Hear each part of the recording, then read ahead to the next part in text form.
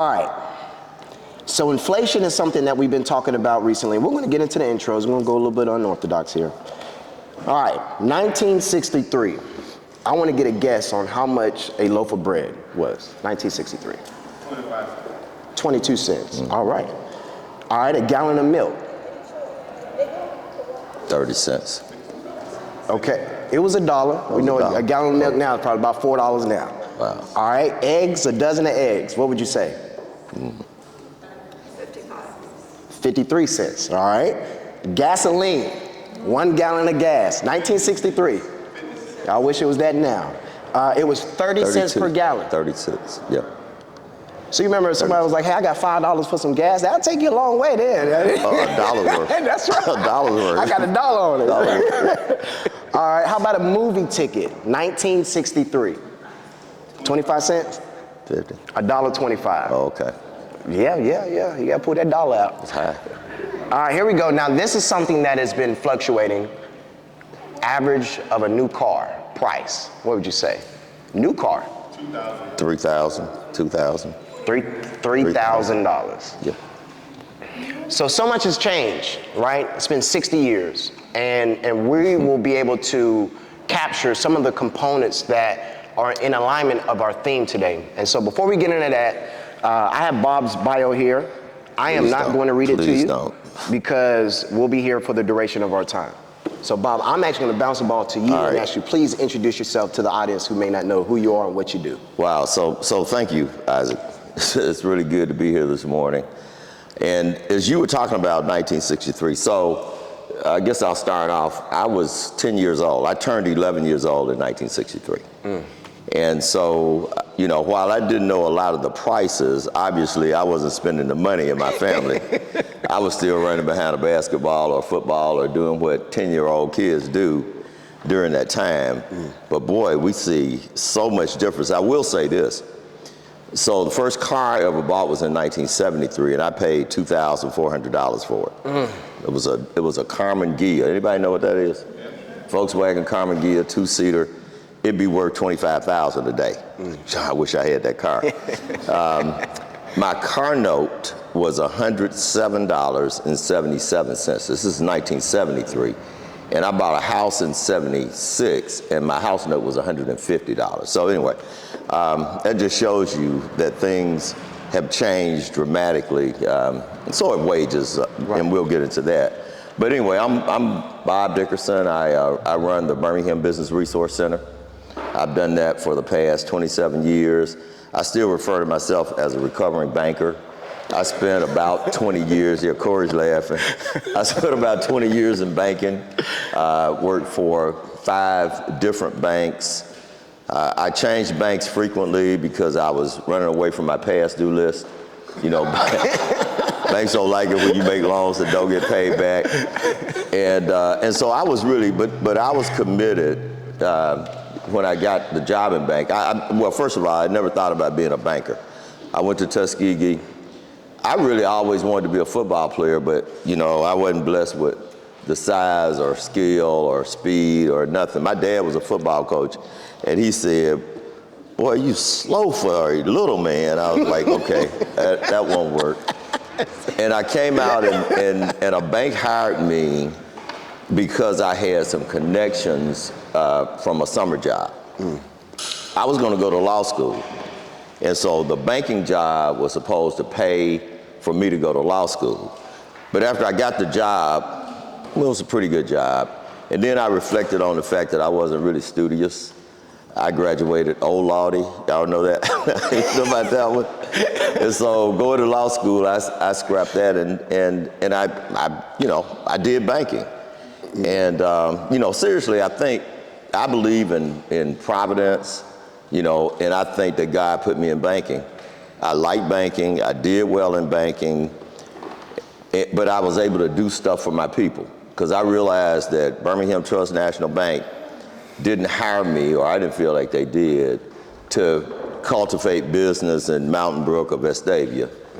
But then I was one of the first African Americans in banking given the authority to make loans.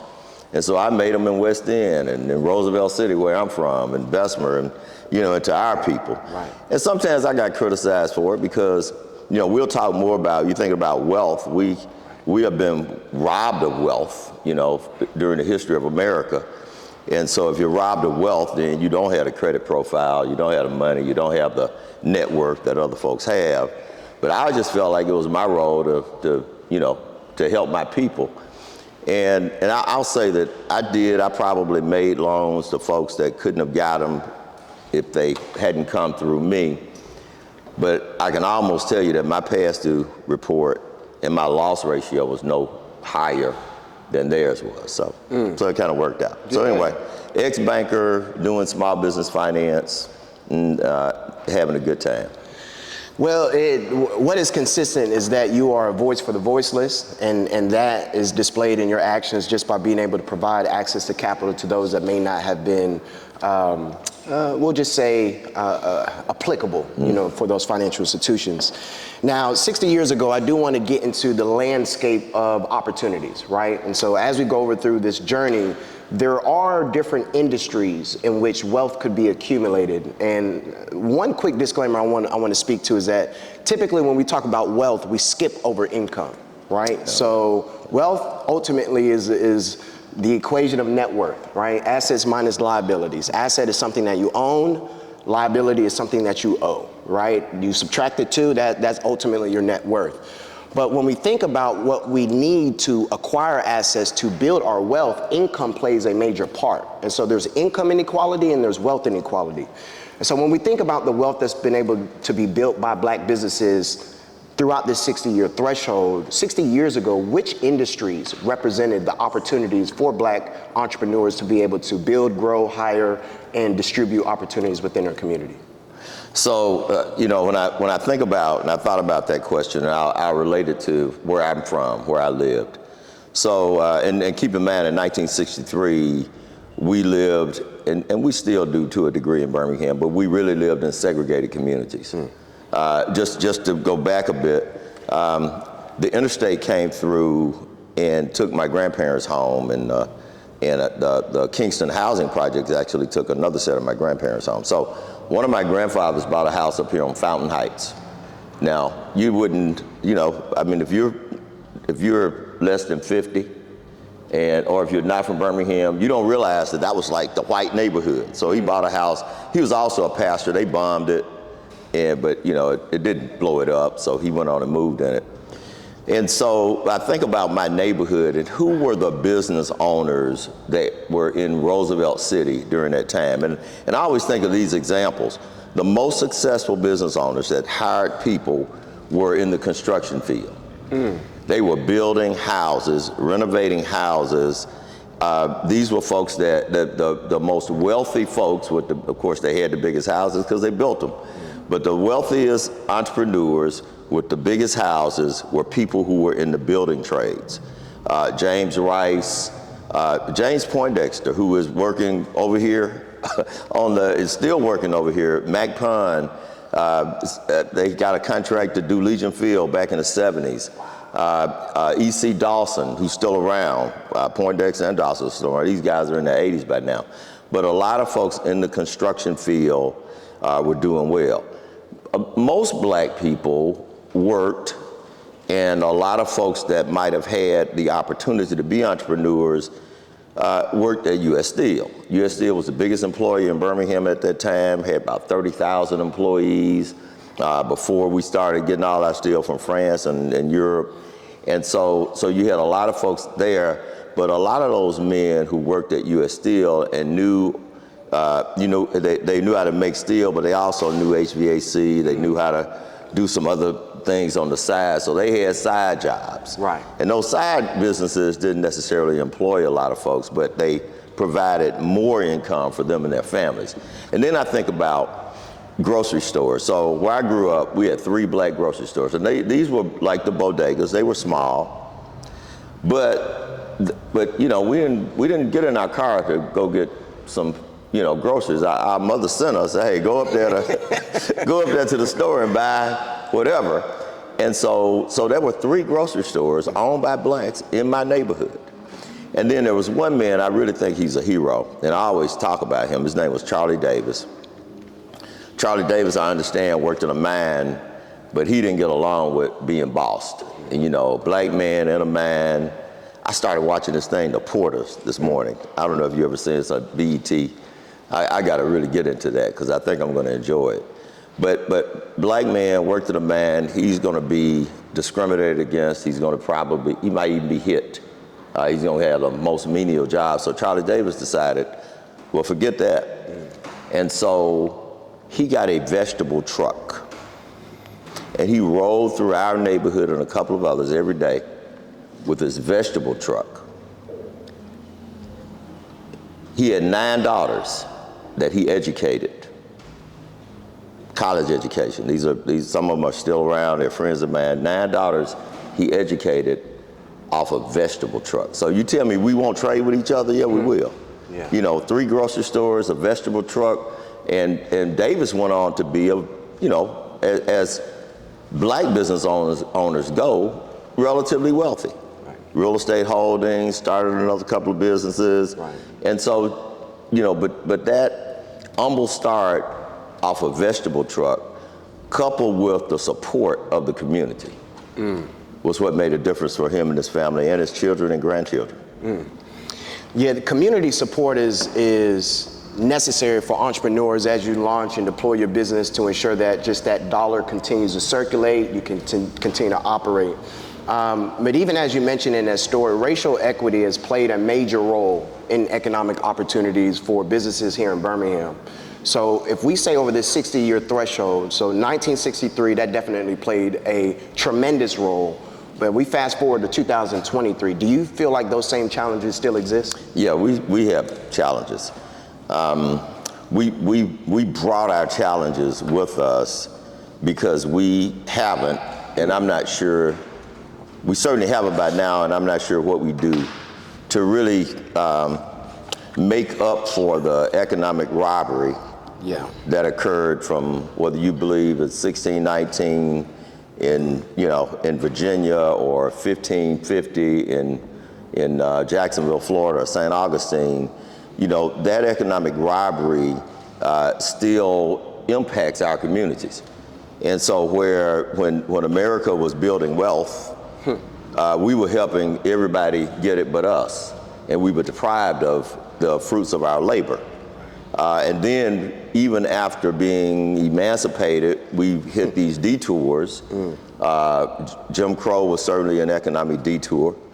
But unfortunately, the 2008 recession, where we lost a lot of value in houses that we had built and thought we had equity in, that was another detour. And so between the economic robbery and the economic detours, we made a lot of progress. A lot of our progress is somewhere you mentioned earlier. We made money. We are, Booker T. Washington said we want to be as necessary as the fingers are to the hand. Well, we are that to America. We're very necessary. And so we made money. The question is, how do we take the money we make and use it in a way that starts to create wealth, so we began to level the playing fields for ourselves and not through some legislation or some miracle or through some savior. So you said something, use it in a way that creates wealth. So I'm gonna come back to the audience. So for those that are in the audience, when it pertains to wealth building activities that you implement in your household now, is it something that you saw or is it something that you read that triggered that activity? Something that I saw. Something that you saw? Anyone else? Something that you saw. So there was something that you witnessed, right? There was an example that allowed you to be able to make those steps and take those decisions. When we think about the examples in Birmingham over the last 60 years, when it pertains to the type of wealth we're talking about, making the right decisions, yes, we're generating money and revenue, but how are we managing that to create some type of generational transfer?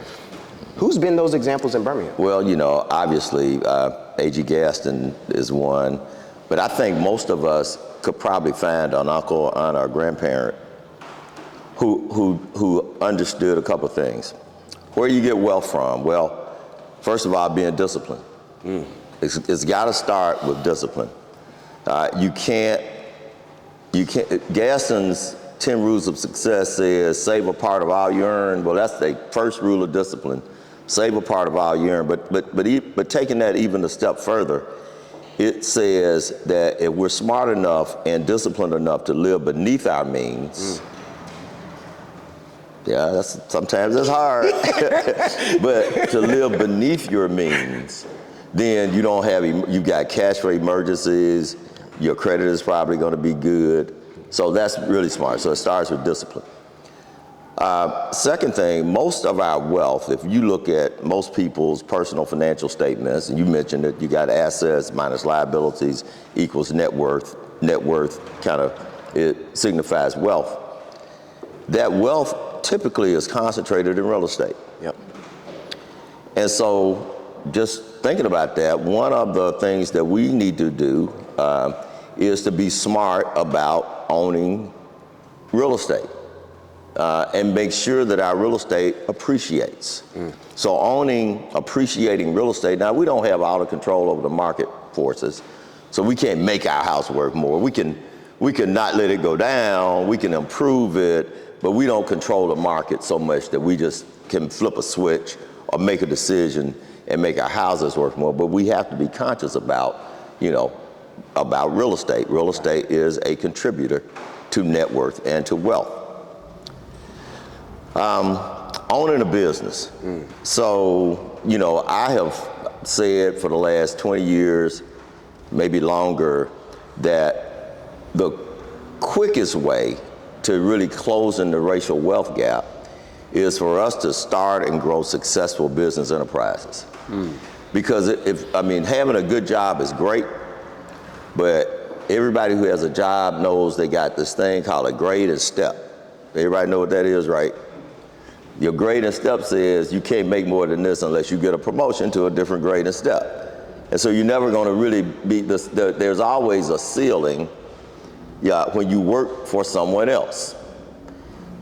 If you work for yourself, that ceiling is really not there. Now, it may be hard, and I'm not saying that you're going to, at the end of the day, that line 32, your adjusted gross income or your tax return is going to be a whole lot different than if you had a job, but you don't have a ceiling.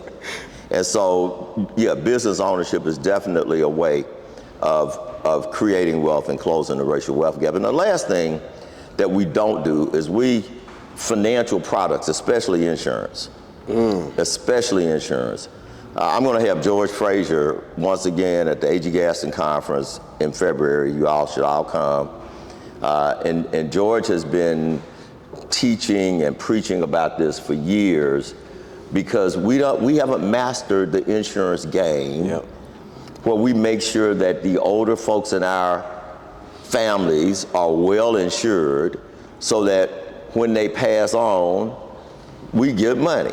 And you all ought to know this, that as us baby boomers, I'm a boomer. Any more boomers in the room? Hey, all right. Hey, woo, woo, woo, woo. So as we get out of here, this is going to be the biggest wealth transfer that the world has ever seen. Absolutely. Where are you positioned? That's a question that everybody in here, boomers, we should be asking, where are we positioned in our families? And y'all ought to be saying, what dad and mama leaving me? That's right. And let's figure out how to make sure that we use that financial product to build some generational wealth. That's an excellent point. And it brings me to a story. So just real quick about myself, I've been in the financial industry for over a decade, and I actually started at an insurance company, a Fortune 100 company. I was actually at the #1 office in the country. And within my first year, I will never forget this experience. I sat down with a couple, a young Caucasian couple, and we were going through the process, right? All right, how much money you gonna make? How much money you looking to save? How much money you looking to invest? And I asked a question on, when do you look at, what's your timeline on purchasing a home? And he said, oh yeah, we got that squared away. I said, all right, ma'am, what about you purchasing a vehicle? They were engaged. He said, oh no, we got that squared away. So I'm like, all right, so how much was the closing cost on the home? He was like, oh, $350,000. I said, all right, is it safe to say, since you just closed on it a couple of weeks ago, that's what you owe? He's like, oh no, we paid cash for it. All right, so we get to the vehicles. All right, you said you just purchased a new vehicle. How much? He said 50,000. He said 2 of them. So I said, okay, 25,000 each. He said, no, 50,000 each. Is it safe to say that since you just closed on these vehicles, that's what you owe? He said, no, we pay cash for it. So we get to the part of income.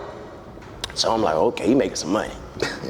So I said, you know, and I'm a little scared on how to ask how much money he making. So I'm like, how am I gonna say it? I said, how well are you gonna do, your income gonna do this year? He sat back, he scratched his chin. I will never forget this visual. He scratched his chin and he said, oh, it's gonna be a good year. He said, yeah, with my bonus, yeah, I make about 48,000. I was like, a month? No, he was like a year. I said, hold on. Can you explain to me how'd you get the cash to allocate towards these? He said, oh, I forgot to tell you that whenever I graduated college, my grandfather left in a trust. There was a life insurance policy, and I received $500,000 tax-free.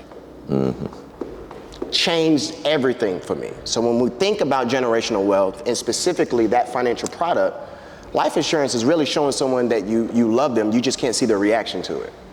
Right? And so that element is a difficult thing to process and swallow, but when we think about wealth and what we're leaving, it's extremely important. One of the aspects that you mentioned, Bob, was around housing, right? And the role housing plays in accumulating wealth.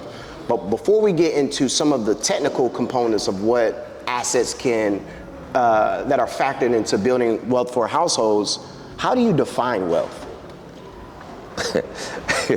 Whoa. So I get this argument all the time. Wealth versus assets.